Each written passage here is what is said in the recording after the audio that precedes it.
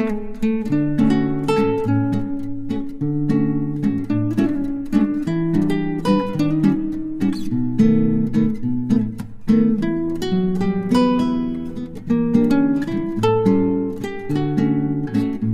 అండి, నమస్తే. Welcome back to my channel Samyu vlogs. ఈరోజు చాలా రుచిగా ఉండే గోధుమలతో పాయసంని చూపిస్తున్నాను. అసలు ఎంత అద్భుతంగా వచ్చిందంటే తప్పకుండా మీరు ట్రై చేయాల్సిన రెసిపీ ఇది. చాలా బాగుంటుంది, చాలా సింపుల్గా అయిపోతుంది. సో అది ఎలా తయారు చేయాలో చూద్దాము. ముందు ఇలా వచ్చిందండి అది. ఫైనల్ లుక్ అయితే ఇది అన్నమాట. ముందుగా నేను ఒక చిన్న గ్లాసు గోధుమలు తీసుకున్నాను అన్నమాట, దాంతో చేస్తున్నాను. సో ఇలా ఉంటుంది పాయసం. ఈ గ్లాసు గోధుమలు తీసుకొని నేను ఒక హాఫ్ అన్ అవర్ నానబెట్టుకున్నాను అన్నమాట.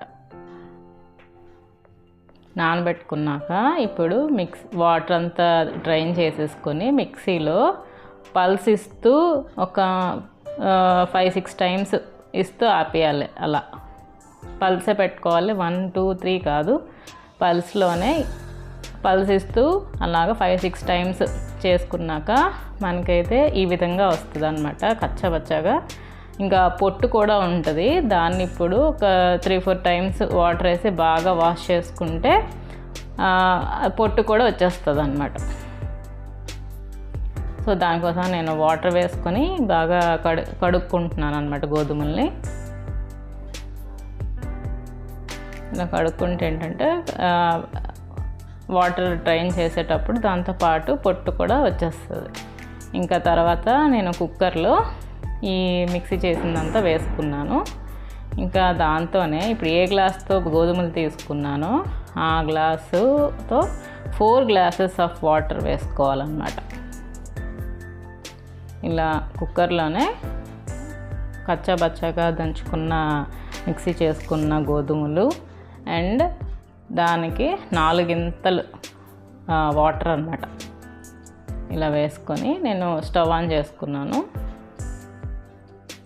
ఇందులో కొద్దిగా సాల్ట్ ఇంకా 1 స్పూన్ షుగర్ కూడా వేసుకొని బాగా కలిపేసుకోవాలి.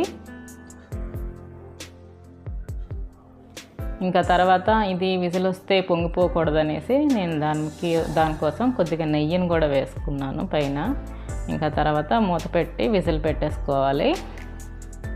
అయితే ఒక విజిల్ ఇచ్చేసాక సిమ్లో ఒక 20 మినిట్స్ ఉంచేసాక ఆపేసాను. ఆ తర్వాత మూత తీసి చూస్తే ఇలా ఉందన్నమాట. దీన్ని మళ్ళీ మనం గరిటతో కొంచెం రుద్దుకొని ఇలా కొంచెం స్మాష్ చేస్తూ కలుపుకోవాలి. ఇప్పుడు మీరు టెస్ట్ చేసుకోండి ఉడికిందా లేదా అనేసి. డెఫినెట్గా ఉడికిపోతుంది.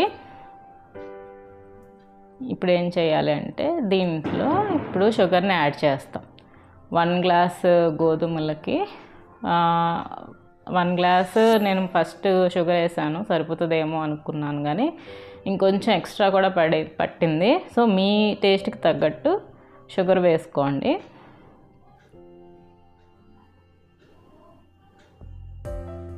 ఇప్పుడు 1 గ్లాస్ షుగర్ వేస్తున్నాను. దీన్ని కూడా వేసి బాగా కలిపేసుకోవాలి. ఇలా స్మాష్ చేస్తూ కలిపితే మనం తినడానికి పాయసం తిన్నప్పుడు అంత గట్టిగా ఉండదు అన్నమాట, స్మాష్ అయిపోతుంది కదా. సో అందుకే మనం బాగా స్మాష్ చేస్తూ కలుపుతూ ఉండాలి. ఇప్పుడు నేను మళ్ళీ స్టవ్ ఆన్ చేసుకుని సిమ్లో పెట్టుకున్నాను. ఈ షుగర్ అంతా కరిగిన తర్వాత ఇప్పుడు పాలని యాడ్ చేద్దాం.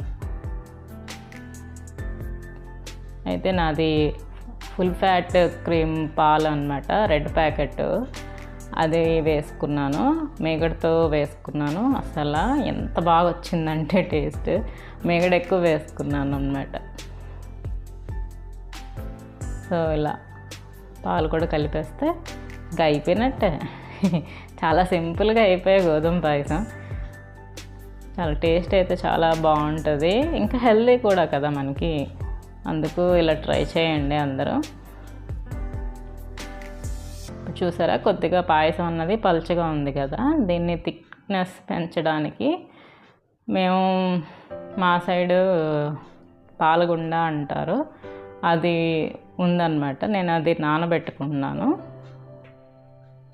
అది చూపిస్తాను మీకు.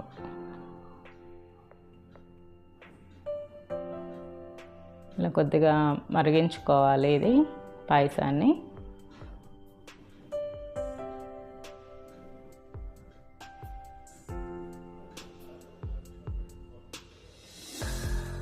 ఇంకా దీనికి సరిపడా సాల్ట్ కూడా వేసుకుంటున్నాను, లేకపోతే మనకి వచ్చగా వస్తుంది అన్నమాట టేస్ట్. సో ఖచ్చితంగా సాల్ట్ అయితే తగినంత వేసుకోవాలి. ముందు గోధుమల్ని ఉడికించినప్పుడు వేసుకున్నాము, ఇప్పుడు మళ్ళీ పాలు యాడ్ చేసిన తర్వాత కూడా వేసుకుందాం. అయినా పాలేం విరగవు, మీరేం భయపడక్కర్లేదు. ఇదండి మా సైడ్ దొరికే పాలగుండ అంటారు ఇది. మీ దగ్గర ఇది లేకపోతే వరిపిండి కూడా దారబెట్టుకోవచ్చు. ఇలా నేను వాటర్లో మిక్స్ చేసి దాన్ని అయితే ఈ పాయసంలో వేసి దారపెట్టుకుంటున్నాను. అప్పుడు ఏమవుతుందంటే పాయసం థిక్నెస్ అన్నది పెరుగుతుంది అన్నమాట.